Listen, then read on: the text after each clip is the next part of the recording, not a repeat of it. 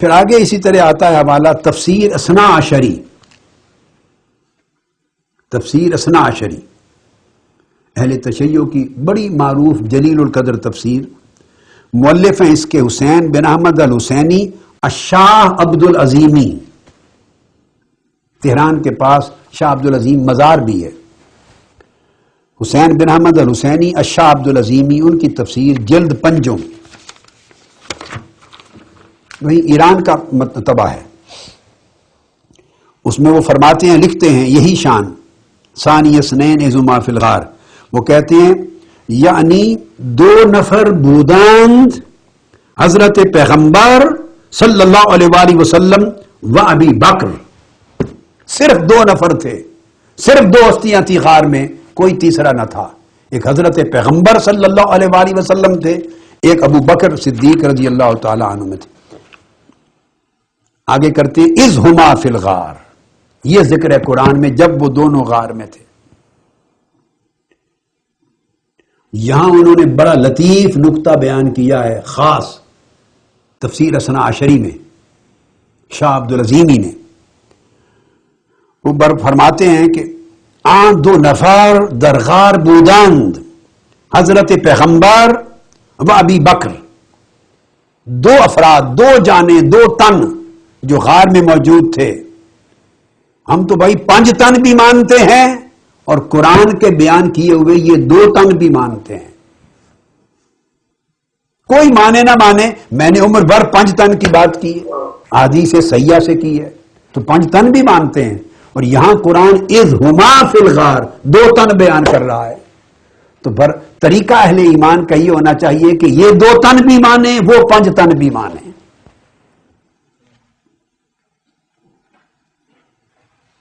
اور وہ آگے بیان کرتے ہیں بڑی خاص بات، درآں حال نصرت فرمود حق تعالی پیغمبر صلی اللہ علیہ وآلہ وسلم را منفردن از ہر شیء مگر ابی بکر۔ بڑی عجیب بات کی، انہوں نے کہا کہ اس مقام پر اللہ تعالیٰ نے جو اپنی نصرت بھیجنے کی بات کی، اپنی مدد کی، اپنی سکینت کی، اپنی معیت کی، اللہ نے اپنی نصرت کی، سکینت کی، معیت کی جو بات کی، وہ رسول اللہ صلی اللہ علیہ وآلہ وسلم پر اتاری اور اس کو ساری کائنات کے نفوس سے، کائنات انسانی کے جملہ افراد سے منفرد جدا کر دیا، صرف اور صرف اس میں شریک کیا ابو بکر صدیق کو۔ دیکھ لیں، اب یہ میرا کلام تو نہیں ہے، میں پھر دوہرا رہا ہوں، اہل تشیع حضرات، نوجوان نسل، پڑھے لکھے لوگ، میں نے آپ کو عرض کیا سنیت اور شیعیت کو تھوڑی دیر ذرا ایک سائیڈ پہ رکھ لیں، ٹیبل پہ رکھ لیں، ایک سائیڈ پر ذہن خالی رکھ لیں، اور تفریقے کے ماحول سے نکل کر خالی ذہن ہو کر قرآن اور قرآن کی تفسیر ائمہ اطہار اہل بیت کی زبان سے، کتب شیعہ سے، بس اس کو سنیے۔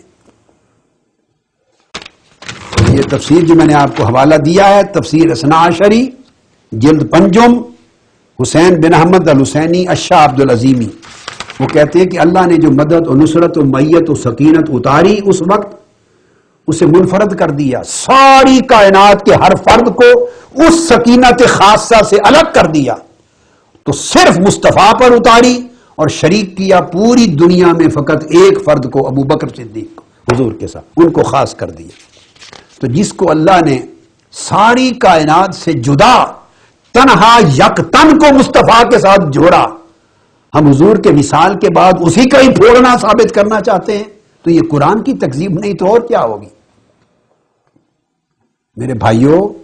میرے عزیزوں، بس ٹھنڈے دل سے ذرا سوچئے، یہ نقطہ نظر بعد کے ادوار فتن کی پیداوار ہے۔ جب بنو امیہ اور بنو عباس کے زمانوں میں جھگڑے شروع ہو گئے تھے، اور جھگڑوں میں، اختلافات میں، ایک دوسرے کے خلاف غلط روایتوں کے گھڑنے میں، واقعات گھڑنے میں، تو طرح طرح کے راوی جیسے کئی پیدا ہو گئے، جیسے بارش کے موسم میں بدنی مینڈک اور کیا کیا نکل آتا ہے، اس طرح راوی اور لکھنے والے اور بیان کرنے والے قصہ خواں پیدا ہو گئے۔ متابے تو تھے نہیں، ہاتھ کے قلمی نسخے ہوتے تھے، وہ روایتیں گھڑتے گئے، سندیں بناتے گئے، واقعات کتابوں میں آ گئے۔ اب ان واقعات پر جب ایک دوسرے کے خلاف علمی اعتقادی جنگ جاری تھی، عداوت تھی، اس ماحول کے وضع کردہ راویوں کے واقعات پر اعتماد کر کے آپ عقیدہ بنا لیں اور قرآن نے نص صریح میں جو کچھ بیان کیا ہے اس کو چھوڑ دیں اور قرآن کا فیصلہ بھی ان واقعات کی روشنی میں کرنا چاہیں تو گویا یہ قرآن تو رد ہو جائے گا. نہیں، بلکہ میں کہوں گا جو کچھ واقعات میں ملیں ان کا فیصلہ قرآن سے لیں. اگر قرآن کے حکم کے مطابق ہو تو قبول کریں اور قرآن کے حکم سے ٹکراؤ ہو تو ان کو رد کر دیں، قرآن پر ایمان رکھیں. یہ ہے قاعدہ.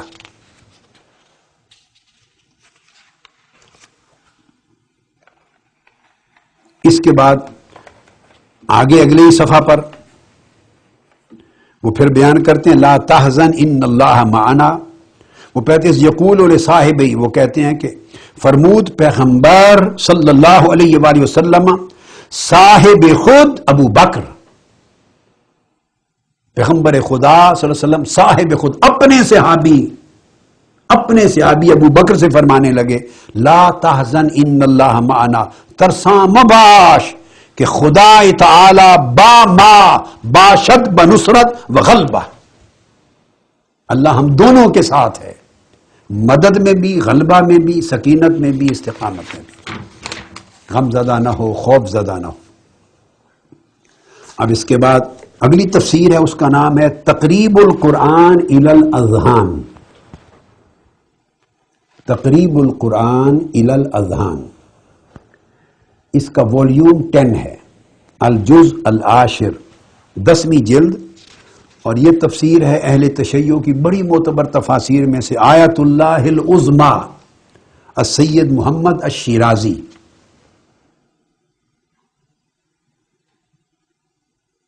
یہ وہ زمانے میں جس طرح جب آیت اللہ خمینی تھے، آیت اللہ گل بائیگانی تھے تہران میں، میری ان سب سے ملاقات ہوئی ہے